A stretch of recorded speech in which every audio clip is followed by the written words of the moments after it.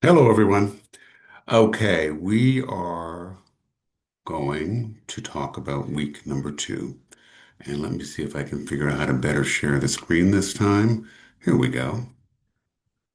And we're going to turn that into the slideshow, and away we go. Okay, so, oh, it's not on the right slide, though. There we go. So we're going to talk about week number two, the retirement income portfolio. Um, We started with 22,000 USD, approximately 30,000 Canadian, because I'm Canadian, and this is covered calls. So the question really is, how can we take a covered call option income portfolio, make it conservative, and have some agency, if you will, so that I'm controlling my life and controlling investments and doing something that is traditionally considered very risky and making it a conservative, consistent income portfolio for me and my wife. Here we go. So we've completed 2 weeks, so we're still pretty new at this thing. And once again, I'm not so good at that. Week two. Okay, so strategy continues the same as it was.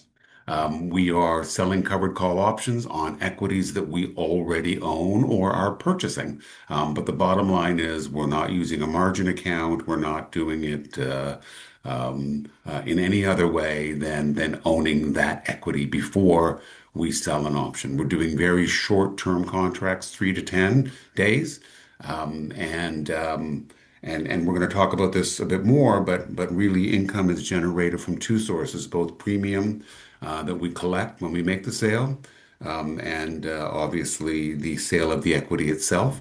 But really, the prime it's actually part of our conversation that we've been having. But the primary objective is to collect premium and use it as an income layer. The operating framework. Our delta band that we'll call it under evaluation as we collect data points over time is between 0.25 and 0.45. So that delta is the estimated probability that will be assigned. And the fundamental question that I'm asking at this point is where is the trade-off between premium and assigning, and do we want to assign? And is that problematic or is that okay? And so really what we're doing for the moment is we're saying that we want premium and that assignment is okay, that it's acceptable. Our stock criteria has unchanged. These are tier one stocks that I'm comfortable owning regardless of what happens, whether it's assigned or not. And the income objective obviously is to improve our total portfolio return. We started this on February 9th with 22,294 and almost $95. And so really it is a small percentage of our overall portfolio, which is the objective, which is to see what we can do with a small sleeve really, and then grow it over time. Trade of the week was Nike. So we bought the stock for $63.19. We sold a strike on that, an option strike at $64 with a short $3, rather a 3-day expiry. The delta was 0.43. So you can see how we're expanding that delta a little bit. And the premium collected was $82. So we bought 100 shares, $6,319, and we collected premium of $82. At the time of purchase, we were 1.9% out of the money, meaning that we were 1.9% of the stock value away from assignment. It was a very short-term exposure, only 3 days, high probability of assignment at 0.43. What they're saying is, what the numbers are telling us is that it's a 43% probability that it's likely going to be assigned. And that's okay. We like Nike. We like it as a stock, and I like it. Um, and uh, and so I'm okay if we collect the premium and it's assigned, and I'm okay if we collect the premium and it's not assigned, and we hold on to the stock. And that's really kind of the whole point of this thing. And I should point out something that's obvious to me at least, that I am not a financial advisor, and that this is really about me documenting my process, and documenting what I'm doing with this covered call portfolio.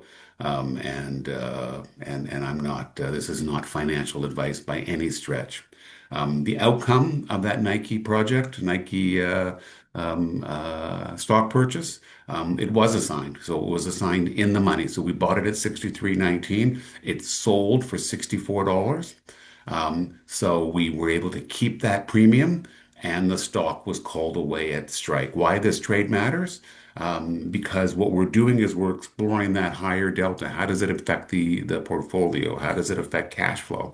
And so it demonstrates that with a higher delta, we obviously have a higher probability of assignment. And so really what we're looking for at this point is a broader range of delta testing and data points to see how it affects the portfolio over time, and to understand what that means to the portfolio, and where we're comfortable and where we want to focus. What are our sweet spots? And so finally, and I'm sorry I didn't change the week one and from my previous slide, but this is the week two portfolio performance. The week began on the 13th of February with 22,466. It ended with 22,692, a net change of 2.26%, or a 1% portfolio growth in 1 week. And I really understand that it's pretty tough to get excited about $226. That's not the purpose here. Well, it is, but it isn't. The purpose is to understand, can we consistently grow this portfolio? So we had a percentage change of 1% a week, or at least during that second week. And the premium was $149, and the remainder was the increase in the stock growth. So for Inception, since the beginning, which is only 2 weeks at this point. We started at 22,294. We ended week two with 22,692, a net change of $398, a cumulative return over 2 weeks of 1.78%, and an average weekly return of 0.89%, which, I almost get nervous talking about it, but it really equates to a 45% annualized return. And we certainly have no expectations that we're going to be able to maintain that, but it's a nice number to get started with. Um, that's it. We're going to keep this thing going. We're now into our third week. It's looking good so far, and I'll be pleased to report that to everyone once we complete the week. Bye for now. If this interests you, follow along. If you have any questions, let me know, and we'll see you all soon. Bye for now.